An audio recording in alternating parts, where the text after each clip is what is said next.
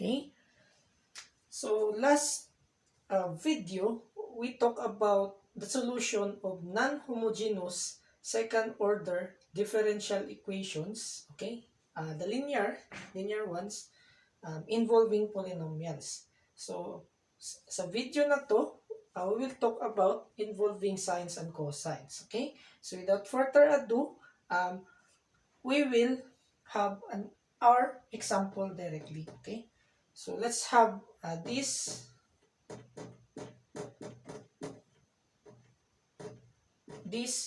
um, non-homogeneous equation.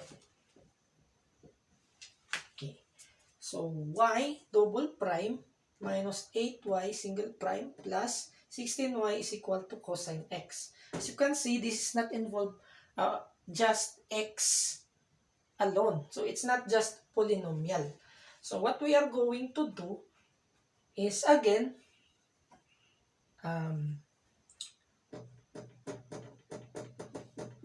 we will have an auxiliary equation first in order to obtain the yc.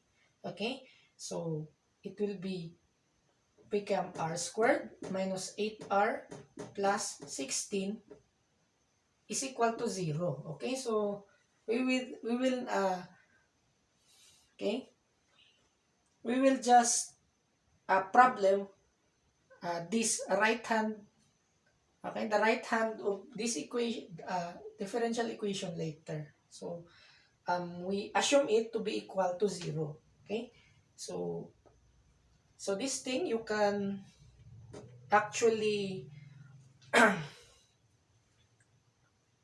factor this. So, you will get r is equal to 4 multiplicity of 2.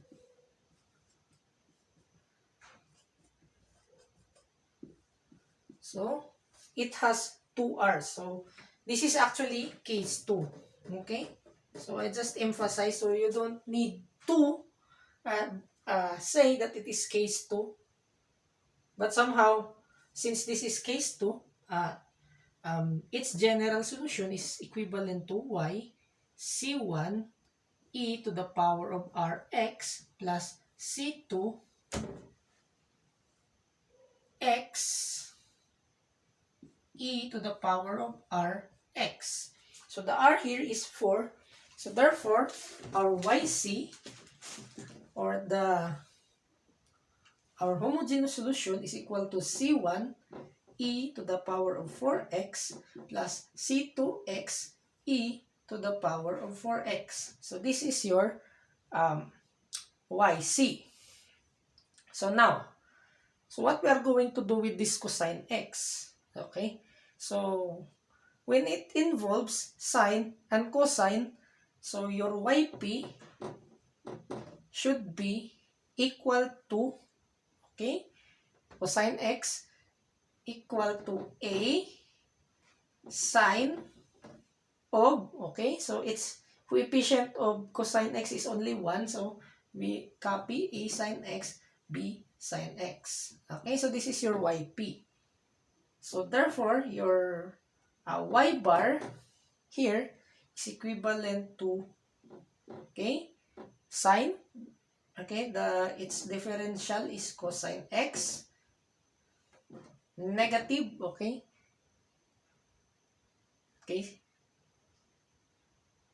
sorry, so sine, the differential of sine x is cosine x, while, okay, so this is cosine, sorry, so this is cosine x, so therefore, the differential of cosine x is negative sine x. Then y double prime is negative a sine of x minus b cosine of x. So we are now prepared, okay, to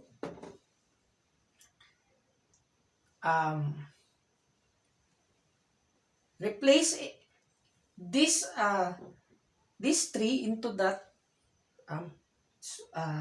general solution. Okay, so y double prime is negative a sine x minus b cosine of x minus 8a cosine of x minus b sine of x. And then plus 16y. yp is a sine x plus b cosine of x is equal to cosine of x. Okay? So what you are going to do is to collect all the terms that has sine x. Okay? So the coefficient of sine x. Okay? So whether or not it is only cosine x or sine x, you should always assume this yp. Okay? So we should assume this yp.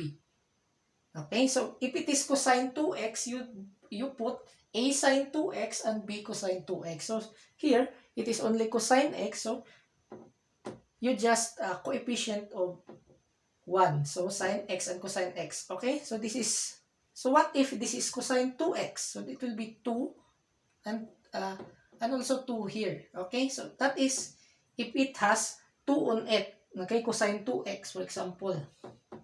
Okay? So that's how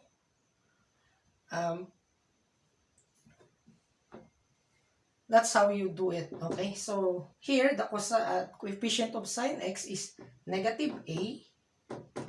And then here is sine x is negative positive 8b. Okay? Negative 8 times positive 8b. And here is positive 16a. Okay? Negative a, positive 8b, negative 8 times negative b is positive 8 plus 16a is equal to 0. Okay? So therefore, you have an equation 15a plus 8b is equal to 0. So what about the coefficient? Okay? The other one is the coefficient of cosine x. So here, what you are going to do is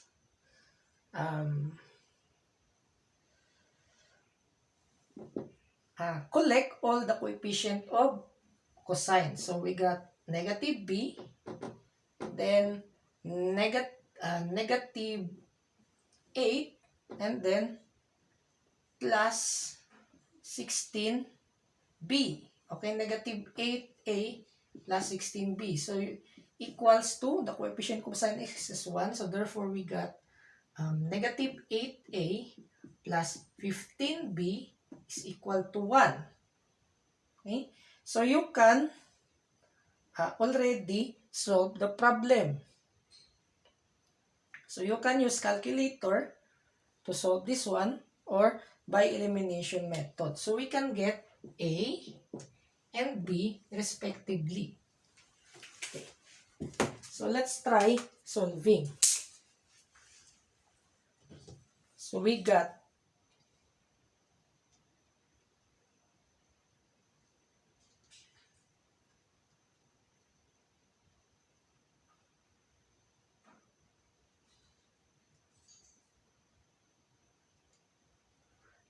15, okay, 8, 0, negative 8, 15, 1.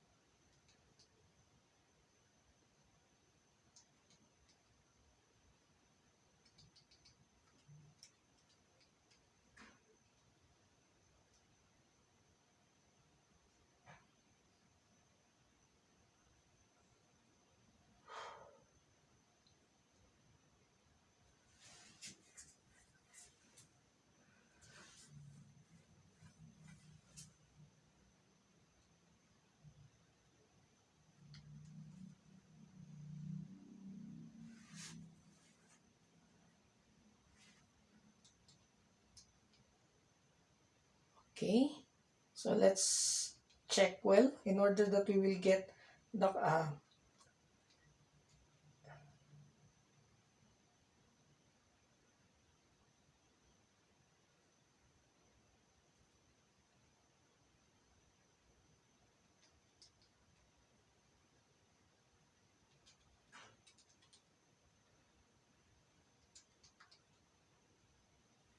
So we got 15 over 289. And then for B,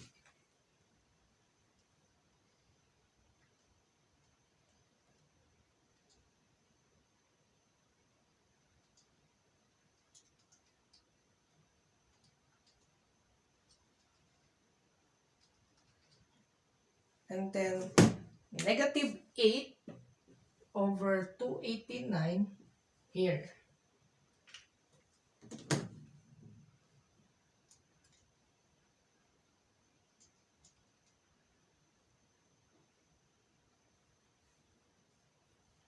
Okay, so are we correct? So let's check.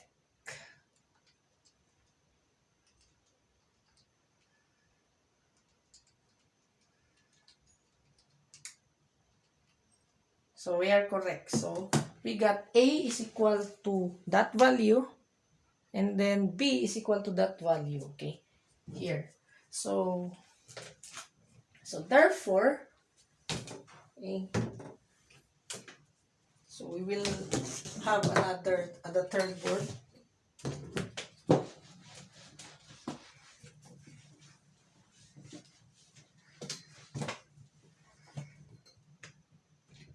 So we got the YP, therefore, is equivalent to A sine of X and B cosine of X. So you replace the value of A and B. So therefore, YP is, okay, sorry. So YP is equal to E sine X plus B cosine X. So YP is equal to negative 8 over 289 sine X and plus 15 over 289 cosine of X. So therefore, your Y is equal to YC plus YP. So therefore, Y is equal to, here, the YC, C1 e to the power of 4x, C2 x e to the power of 4x minus 8 over 289 sine x plus 15 289 cosine of x. So this is the solution, okay, to our first example.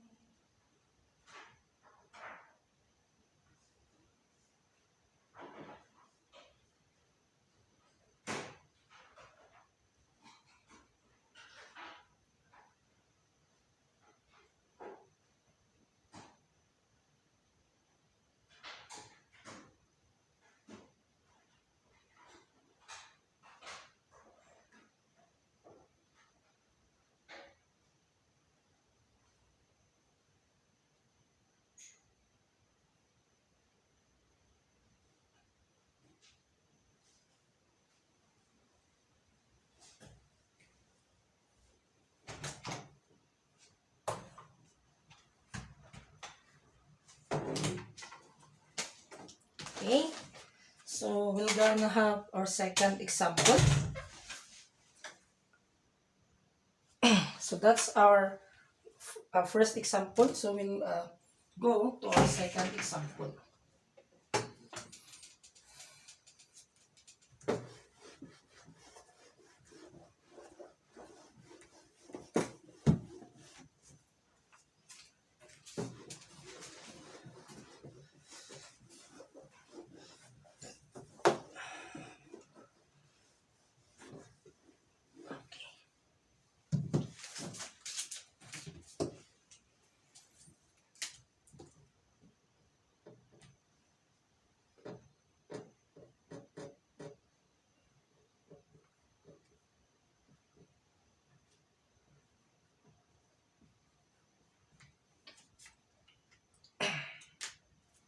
Okay, so here. So this will be our second example. So the auxiliary equation will be here. So r squared minus 4r plus 5 is equal to 0. Okay? So obviously, this is non-factorable. Okay, so if we check if this is has a real roots, so we got to have a check its discriminant. So the b here is negative 4 squared minus 4, 1 times 5. So therefore, 16 minus 20 is negative 4, which is less than 0. So therefore, it has two imaginary roots. Okay? So since it has two imaginary roots, we have nothing to do but to replace, okay, negative b, but to use the quadratic equation. B squared minus 4ac over 2a. So r is therefore negative of negative 4 is positive 4 over the square root of negative 4 over 2a. 2 times 1. So therefore, we get this is r is equal to 4. And then the square root of negative 4 is 2i or imaginary. So 2 is equivalent to 2 plus minus I. So this is your alpha and this is your beta. So therefore, our YC here is in terms of C1 sine, okay, so in terms of e to the power of alpha x, okay, times cosine,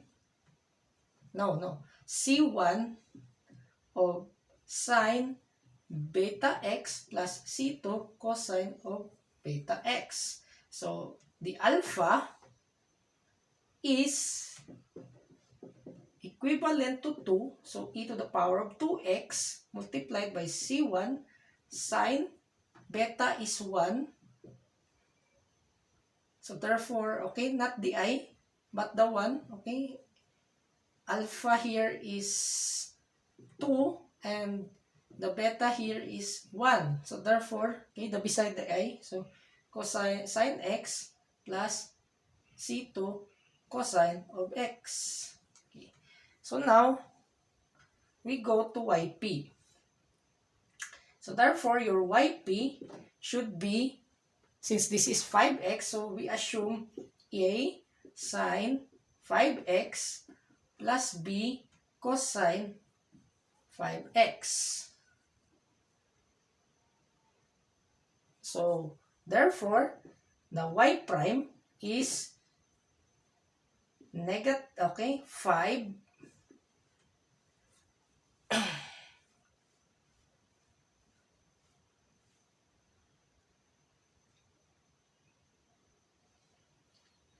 cosine of 5x, 5a, rather, 5a cosine of 5x minus b, 5b sine of 5x. And then y double prime is 25a cosine of 5x.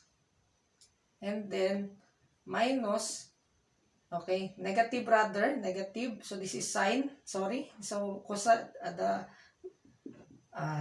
differential of cosine is sine. So negative minus negative 25b cosine of 5x. So we replace that one into that equation. So we got negative 25a sine of 5x minus 25 cosine b cosine of 5x minus 4y. The y prime is 5a cosine of 5x minus 5b sine of 5x. And then the last one is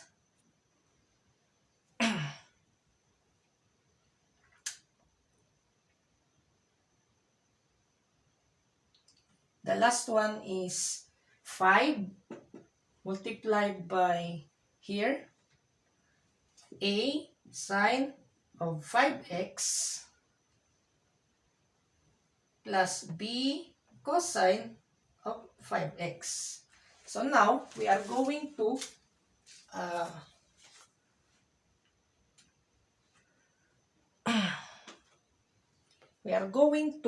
so this is equal to 0.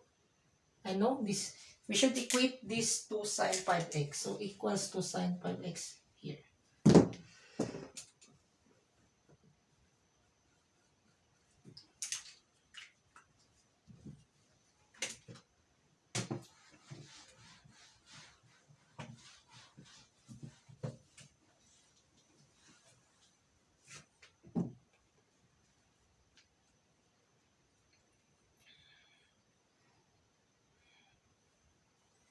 So what we are going to do next is to find the coefficient. Okay, solve it using coefficients. Okay. So here, we got the coefficient of sine x, sine 5x rather. Sine 5x. So here, those which has contained sine 5x is, okay, negative 25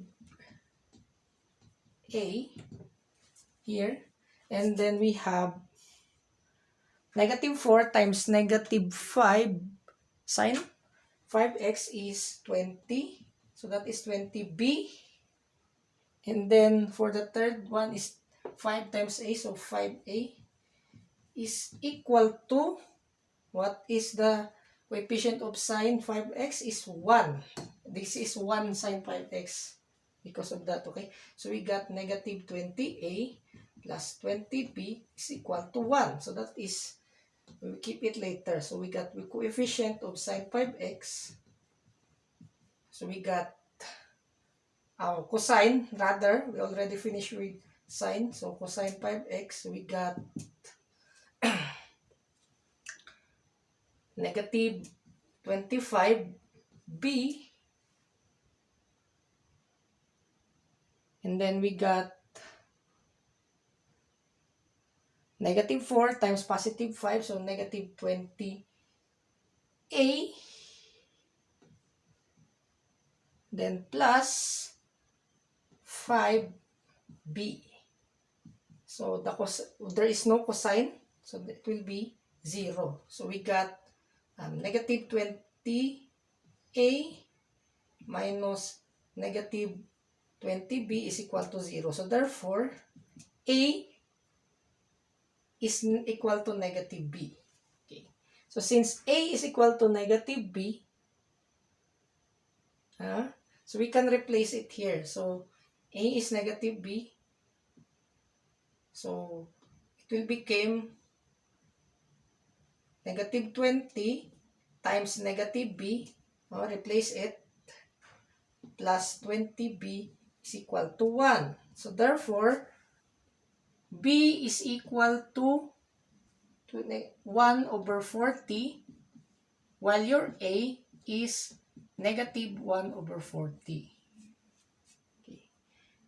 So therefore, your yp is equal to 1 over 40 sine of 5x, rather it's negative, then 1 over 40 cosine of 5x. Then,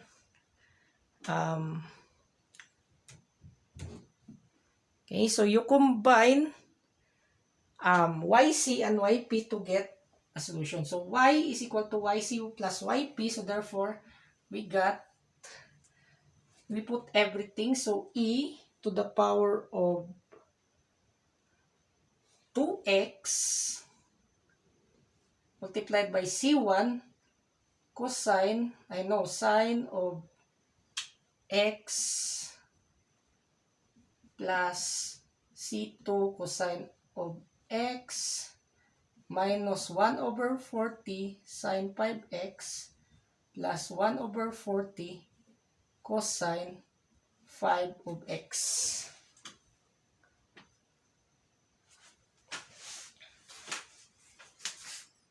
Okay, so that is our solution. So you just add the YC and the YP. Okay? So we will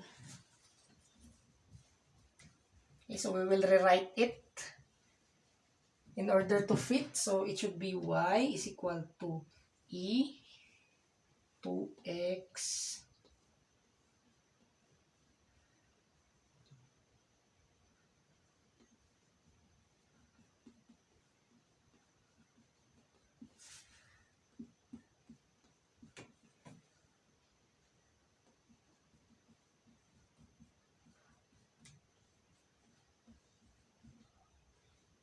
yeah. Okay, so that is your final answer. Okay, so I will elevate this. So that is your final answer. Y is equal to YC plus YP. So I hope, okay, so I hope we understood now. So how to use involving sines and cosines. So I will just have another, maybe last example.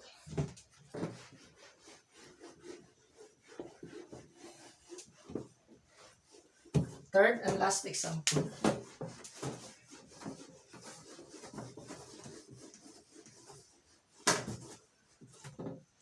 So what if we rather have this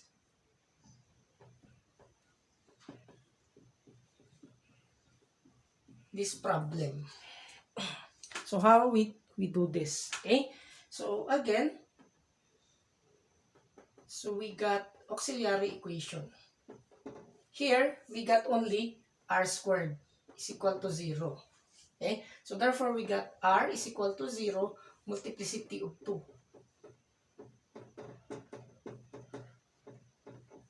So therefore, this is second order. So the solution is y is equal to c1 er of x plus c2 x er of x. And then we know that r is 0, so therefore e to the 0 is 1. So we got c1 plus c2x. So this is e to the rx will become 1, and e to the rx, r of x will become 1. Okay? So that is your yc. So what should we do to compute your yp? So your yp here, okay, so since there are 2, so we got a sine of x plus b cosine of x plus c sine of 2x and d cosine of 2x. So we have 2 representatives. So we now have 4 variables. So now, so we're gonna solve yp.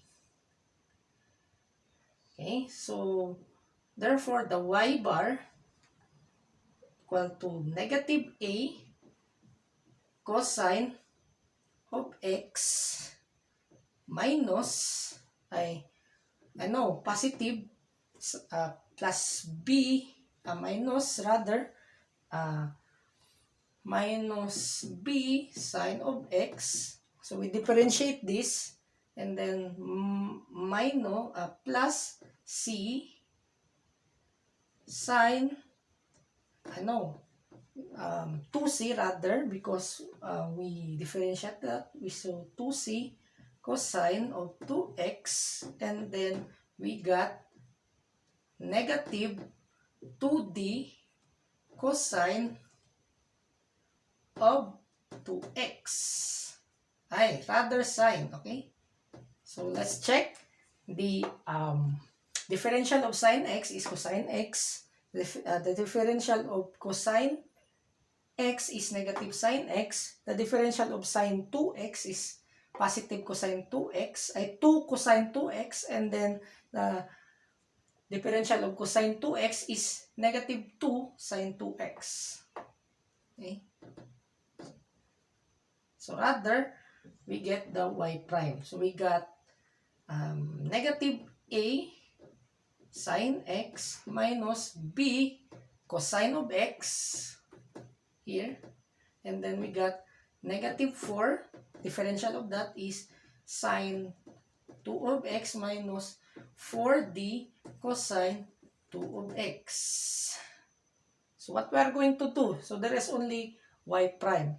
So we got negative a sine x minus b cosine x minus 4c sine 2x minus 4d cosine 2x is equal to sine of x plus cosine 2x. So we got 4 coefficients. The coefficient of sine x. So here we got only one coefficient. So negative a here is 1. So therefore a is negative 1. Then coefficient of cosine x, here we got negative b. There is none. Only cosine 2x, no cosine x. So negative b is 0. So b is equal to 0. Then we have coefficient of sine 2x. So we got negative 4c. Negative 4c is equal to, again, 0. So therefore, c is 0. So we need a third word.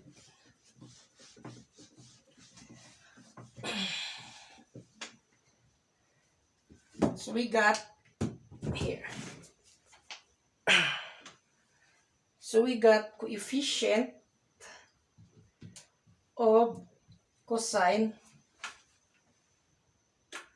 2x. So there is only one, negative 4d is equal to 1. The coefficient in the right side. So we got d is equal to 1/4.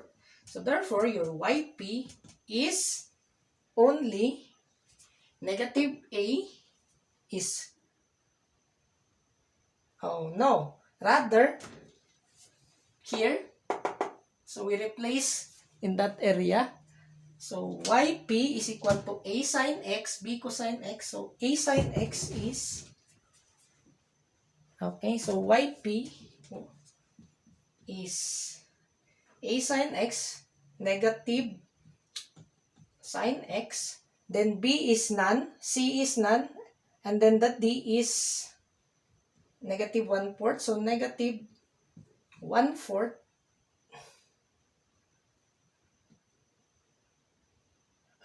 cosine of 2x. So therefore, your y is yc plus yp. So the yc is here. Okay? So b and c, you have to understand there is no cosine x and sine 2x. They are both zeros. So we got an a which is negative 1 and d is negative 1/4. So we got here. Okay? So I just like to re-explain. So that one here. So what we got, as we see y, the yc is here, c1 plus c2x. So we got c1 plus c2x minus sine x minus 1/4 cosine 2 of 2x. So this is your final solution for the problem. Okay? So I hope you understand better the lesson. So this is for involving sines and cosines.